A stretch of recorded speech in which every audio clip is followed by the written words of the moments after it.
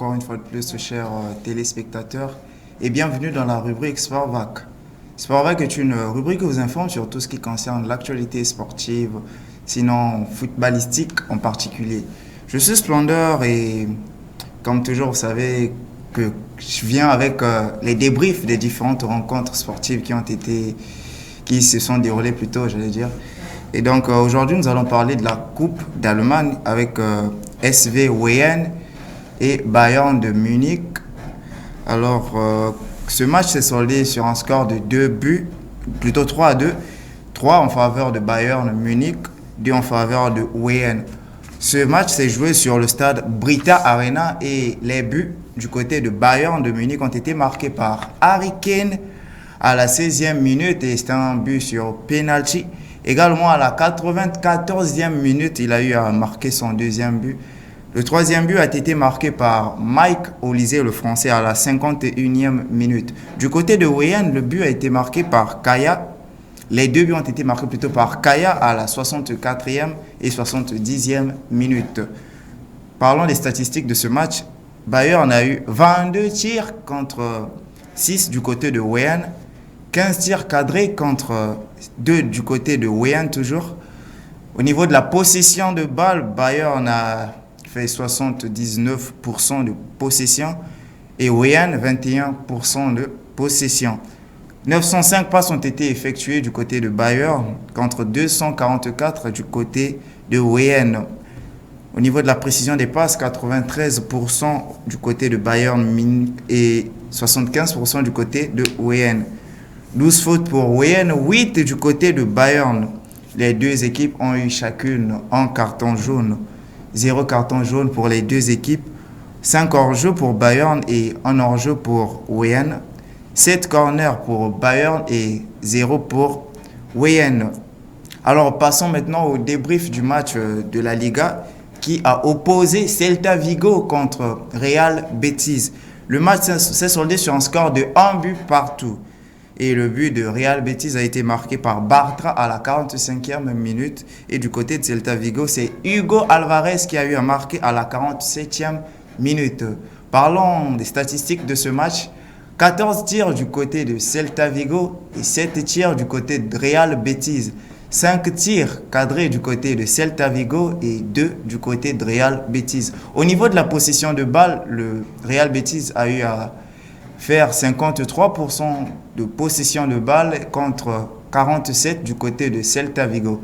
568 passes ont été effectuées du côté de Betis contre 496 du côté de Celta Vigo.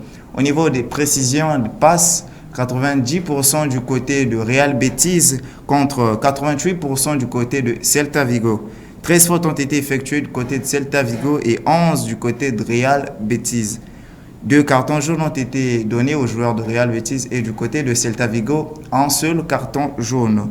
0 carton rouge des deux côtés. 5 hors-jeu du côté de Celta Vigo et 2 du côté de Real Betis. 10 corners ont été réalisés du côté de Celta Vigo contre 4 du côté de Real Betis. Et donc pour terminer avec nos actualités sportives, je vais parler de la Ligue Coupe des États-Unis avec la rencontre qui a opposé l'Inter Miami de la légende du football Lionel Messi contre Orlando City. Le match s'est soldé sur un score de 3-1 et du côté d'Inter Miami, Lionel Messi, la légende, a eu à marquer à la 77e minute sur penalty, également à la 88e minute. Et le tout dernier but, le troisième, a été marqué par Segovio à la 91e minute. Et du côté de Orlando City, le but a été marqué par Pasalic à la 46e minute. Toujours du côté d'Orlando, ils ont eu un carton rouge et ce carton a été donné à Brecalo à la 75e minute. Parlons des statistiques de ce match. 14 tirs cadrés du côté de l'Inter Miami et 11 du côté d'Orlando. 6 tirs cadrés du côté d'Inter Miami et 4 du côté d'Orlando. Au niveau de la possession de balle, 59% du côté de l'Inter Miami et 41% du côté d'Orlando. 539 passes ont été effectuées du côté d'Inter Miami et 385 du côté d'Orlando. 89% de précision de passe du côté de l'Inter Miami et juste 86% du côté d'Orlando. 13 fautes ont été commises du côté d'Inter Miami contre 13 du côté d'Orlando.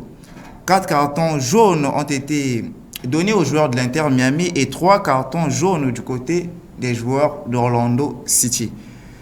0 carton rouge pour l'Inter Miami et 1 carton rouge pour Orlando City. Un hors-jeu pour l'Inter Miami et 2 hors-jeux pour Orlando City. Et pour finir, 4 corners du côté de l'Inter Miami et 3 du côté d'Orlando City.